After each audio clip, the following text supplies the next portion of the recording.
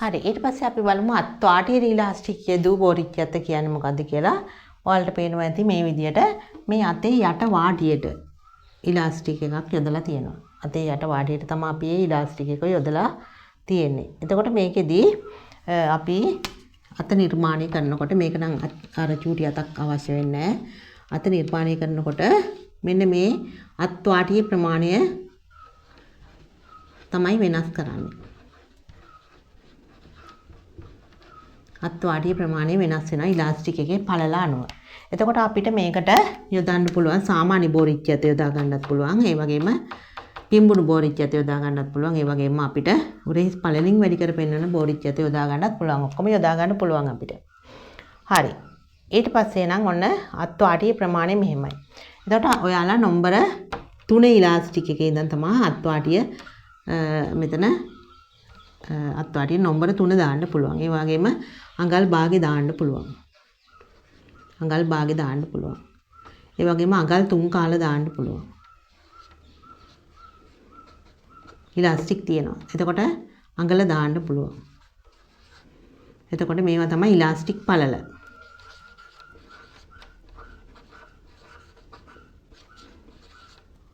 Number 3 කියන්නේ 8න් 3 කියන එක. 8න් 3 ඒ කියන්නේ භාගයට වඩා කුඩයි. 8න් 3 ඉලාස්ටික් එක.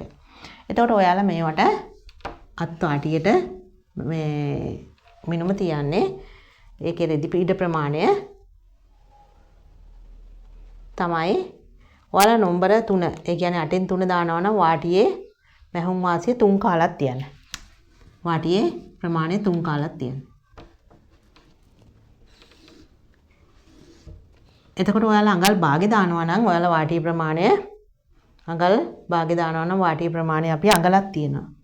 මෙතන වාටියේ ප්‍රමාණය අඟලක් තියෙනවා. ඔයාලා 3 කාල දානවා නම් 3 කාල ඉලාස්ටික් එක යොදා ගන්නවා නම් ඔයාලා වාටියේ ප්‍රමාණය තියන්න ඕනේ අඟල් 1යි කාලක්. ඔයාලා අඟල දානවා නම් අඟල් 1මාරක වාටියක් තියන්න ඕනේ. එතකොට ඔයාලා දන්නවා අපි වාටියක් මහනකොට ඉස්සෙල්ලා පොඩි කොටසක් නවලා ඊට පස්සේ නවලා තමයි අපි වාටිය මහන්නේ නේද? මෙතනින් මැහුම ගහන්නේ. එතකොට අපි ඒ කොහොමද නවා ගන්න කියලා බලමු මේ ඉලාස්ටික් එක යොදන්න. එතකොට අපි මේක මහනවා නම් මේ අඟල් 8න් 3 ඉලාස්ටික් එක යොදා ගන්නවා නම් අපි කරන්නේ ඉස්සෙල්ලා කාලක් නවලා භාගයක් නමලා මැහුම ගහනවා. කාල නවනවා ඉස්සෙල්ලා ඊට පස්සේ භාගෙ නවනවා. භාගෙ නවලා මැහුම යොදනවා. ඊට පස්සේ මේකෙදී අපි කරන්නේ කාලක් නවලා 8න් 3ක් නමලා 8න්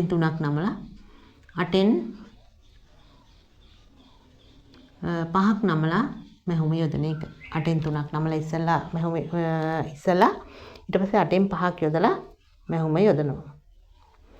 ඊළඟට අපි 3 කාල ඉලාස්ටික් එක යොදනවා නම් භාගයක් නමලා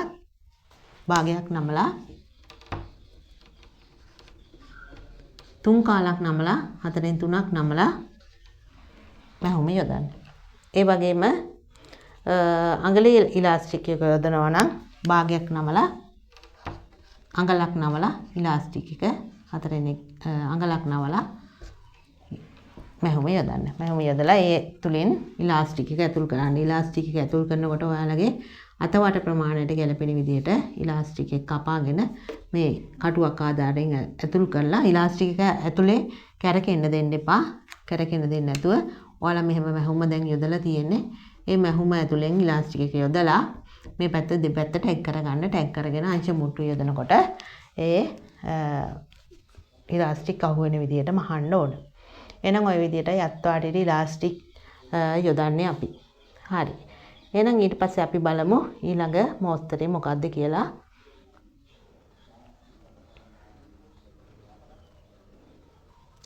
ඊළඟ මෝස්තරේ තමයි අත්පටිය සහිත බෝරිච්චි අත කියන එක.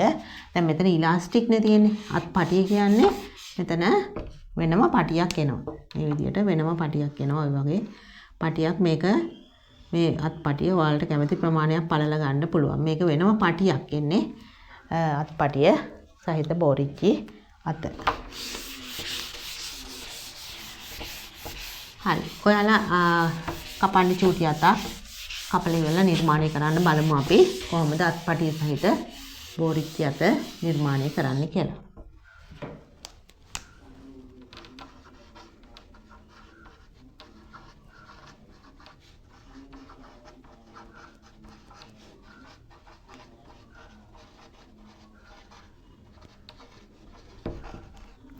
එතකොට මේ අත්පටිය ඔයාලට කුඩාවට ගන්නත් පුළුවන්, මෙහෙම දිගට ගන්නත් පුළුවන්. ඔයාලගේ කැමැත්ත අනුව ගන්න පුළුවන් මේ විදිහට.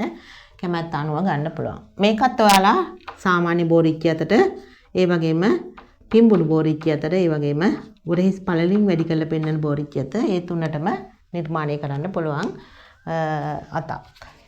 හරි. එතකොට අපි කොහොමද කියලා බලමු මේ අත නිර්මාණය කරන්නේ. ඔයාලා චූටි අතක් කපන්න. කපලා ඉවර වෙලා මේ විදිහට මෙතන ඉඳන් මෙතන නැම්ම කියලා ලියන්න දෙකක් තියලා රේඛාවක් ඇඳගන්න. දෙකක් තියලා රේඛාවක් ඇඳගන්න. අපි බලමු මේ අත් තුනෙන් ඕනම එකක් ගන්න පුළුවන්. සාමාන්‍ය බෝරිච්චි අත, පිඹුණු බෝරිච්චි අත, උරහිස් පළලින් වැඩි කරලා වෙන්නන බෝරිච්චි අත. ඒ තුනෙන් ඕනම එකක් ගන්න පුළුවන්. මම මැද එක ගන්නවා පිඹුණු බෝරිච්චි අත. හරි. එහෙනම් මෙතන ඉඳන් හතරක් පාතින්. හතරක් තියලා අර ඔයාලා කපාගත්ත අත මෙහෙම අලව ගන්න.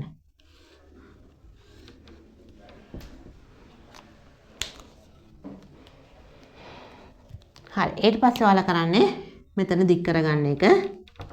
මෙහෙම දික් වෙනවා. මෙතන 7මාරයි නම් මෙතන 7ක් වෙන්න තියලා මෙහෙම අපි ඇඳ ගන්නවා. ඒ හැම බෝරිච්චි අතකම ඒක සිද්ධ වෙනවා. හරි. මෙතන C ස්ථානේ තියෙන C ස්ථානේ මෙතන දෙකක් තියන්න. දෙක තියලා මේ C වල ඉඳන් මෙහෙම දිගටම මෙතෙන් අඳින්න. පිඹුණු බෝරිච්චි අත තමයි අපි නිර්මාණය කරන්නේ. ඒකට අත්පටියක් දාපු හැටි. හරි. ඊට පස්සේ ඔයාලා මේ විදිහට ඇඳගෙන ඉවරලා මෙන්න මෙතන ඉඳන් එකක් පල්ලෙහාට තියන්න. මේ රේඛාව දිගේ එකක් පල්ලෙහාට තියලා මෙතන ඉඳන් මෙහෙම ඒ වක්‍රාකාරව මෙහෙම යම් කරන්න. පිඹුණු මේ අතේදී අත්පටිය සහිත අතේදී ඔය විදිහට අනිවාර්යෙන් සිද්ධ වෙන්න ඕන. ඊට පස්සේ මෙතන මහවුන් අසි භාගයයි මෙතන සාර්ජකට එක්ක දින 1යි නෝමල් ඇඳුමක දිනම් භාගයයි ඊට පස්සේ මෙතන භාගයයි අනිවාර්යෙන්ම. ඔය විදිහටයි අත නිර්මාණය වෙන්නේ. ඊට පස්සේ අත්පටිය අපි බලමු කොහොමද නිර්මාණය කරගන්නේ කියලා. අත්පටිය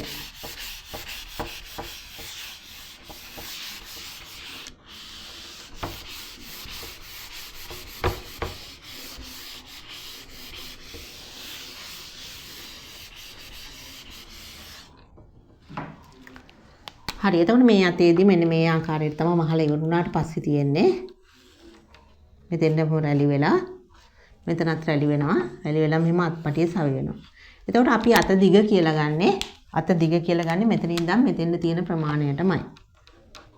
මෙතන ඉඳන් මෙතෙන්ද තියෙන ප්‍රමාණයට තමයි අත දිග කියලා අපි කියන්නේ. මේ ටික අත්පටියේ පළල. ඔයාලට කැමති ගානක් ගන්න පුළුවන්. එතකොට අත්පටිය නැතුව මේ අතේ අත කොටසේ විතරක් මෙතන ඉඳන් මෙතෙන්ද තියෙන ප්‍රමාණය තමයි අපි කියන්නේ අතේ සුද්ධ දිග කියලා. එහෙම නැත්නම් අතේ සුද්ධ උස කියලා කියනවා. සුද්ධ. අතේ සුද්ධ උස කියලා කියනවා. එහෙම නැත්නම් අතේ සුද්ධ දිග කියලා කියනවා. ඒ කියන්නේ පටිය නැතුව මේ අතේ කෑල්ල විතරක් ප්‍රමාණය. එතකොට අපි අත කපා ගන්න ඕනේ මුලින්ම අර ඉස්සලා මම ඔයාලට කියලා දුන්න එක සුද්ධ ප්‍රමාණයට. ඒ කියන්නේ අපේ අත දිග අපි උදාහරණයක් විදිහට 10ක් අත දිග ගත්තා කියලා හිතන්නකො. අත්පටිය පල්ල 2යි. එතකොට මේ දෙක අඩු වෙනවා. එතකොට 8යි.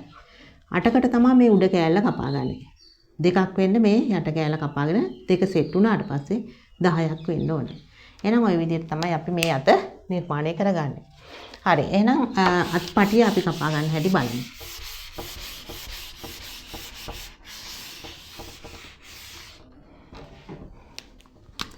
අත්පටිය අපේ අතවට ප්‍රමාණයට වැඩිය අඟල් භාගයක් දිග වැඩි වෙන්න ඕනේ. අපේ අතවට ප්‍රමාණයට වඩා අඟල් භාගයක් දිග වැඩි වෙන්න ඕන. ඒ වගේම මේ දෙපැත්තේ මැහුම් වාසි තියෙන්න ඕන. සාරි ජැකට් එකකින් නම් අඟල මැහුම් වාසි තියෙන්න ඕන. අනිත් දුම් ගණන් භාගේ තියෙන්න ඕන. ඊට පස්සේ මේ අත්පටිය ගන්නකොට අපි මැහුවට පස්සේ අඟලක් පේන්න නම් අපේ ඇඟ පැත්තටත් තියෙනවා ඒ වගේම ප්‍රමාණයක්. මේ මෙතන අඟලයි නම් ප්‍රමාණය පළල මේ පැත්ත ඇඟ පැත්තට ශරීරයේ පැත්තටත් අඟලක් තියෙනවා. ඒ වගේම මෙතන මැහුම් වාසි භාගයක් තියෙන්නත් ඕනේ. මොකද සවි කරන්න ඕන. භාගයක් තියෙන්න ඕන. මේ උඩ පැත්තෙනුත් මැහුම් වාසි භාගයක් තියෙන්න ඕනේ. ක්ලෝස් කරලා මහන්න. භාගයක් තියෙන්න ඕනේ. එහෙනම් අපි මැහුවට පස්සේ මෙන්න මේ ප්‍රමාණය තමයි මැහුවට පස්සේ පේන්නේ. මැහුවට පස්සේ උදාහරණයක් විදිහට අඟලක් පේන්න ඕන නම් ඇඟ පැත්තටත් අඟලයි මෙතන භාගයයි මෙතන භාගයයි නේද? එතකොට එහෙනම් මැහුවට පස්සේ අඟලක් පේන්න නම් අඟල් 3ක පටියක් ගන්න ඕනේ. එතකොට අඟල් 1/2 නම් මෙතන 1/2යි මෙතනත් 1/2යි 3යි 3/2යි 4ක පටියක් ගන්න ඕනේ. මේ විදිහට අපි පටිය නිර්මාණය කරනකොට බලන්න ඕනේ. අනිවාර්යයෙන් මේ දෙපැත්තට මැහුම් වාසි තියෙන්න ඕනේ. ඊට පස්සේ මේක තියලා මහ ගන්නකොට මේක අත එක්ක සවි කර ගන්නකොට අත තියෙන්නේ මෙහෙම වක්‍රාකාරව චුට්ටක් වක්‍රාකාරව ඔයාලා මෙහෙම දුවන නූල යොදන්න. දුවන නූල යොදලා පටියට මේකට සවි කර ගන්න ඕනේ. එතන මේ පටියේ මැද ඔයාලට ඕන පටියේ මැද අඟල දෙපැත්තට තියලා ඉවරලා මේ ඒ ටිකට විතරක් රැලි කර ගන්න පුළුවන්. චුට්ටක් රැලි කර ගන්න පුළුවන් මේ ටිකට විතරක්. එහෙම නැත්නම් අඟල් දෙක දෙපැත්තට බැලන්ස් වෙන විදිහට තියලා රැලි කර ගන්න පුළුවන්. එහෙම නැත්නම් මේ මැහුම් වාසිය ගාව ඉඳන් මේ මැහුම් වාසිය ගාවටම ඔයාලට රැලි කර ගන්න පුළුවන්. ඒක ප්‍රශ්නයක් නැහැ. එහෙනම් මේ විදිහට අපි රැලි කර ගන්න. මේකට දුවන නූල ගහන්න නැතුව අතේ චූටි රැලි හදලා ඉවරලා මේ පටියට තියලා මහ ගන්නත් පුළුවන්. ඊට පස්සේ පටිය ක්ලෝස් කරලා මහන්න. ඒ විදිහටයි අපි එතකොට මේ අත නිර්මාණය කරගන්නේ. මේ උඩ පැත්තට ඔයාලට දුවන නූල ගහන්න පුළුවන්. රැලි කරලා හදා ගන්න පුළුවන්. එහෙම නැත්නම් අතේ රැලි කරලා මේක මහ ගන්න පුළුවන්.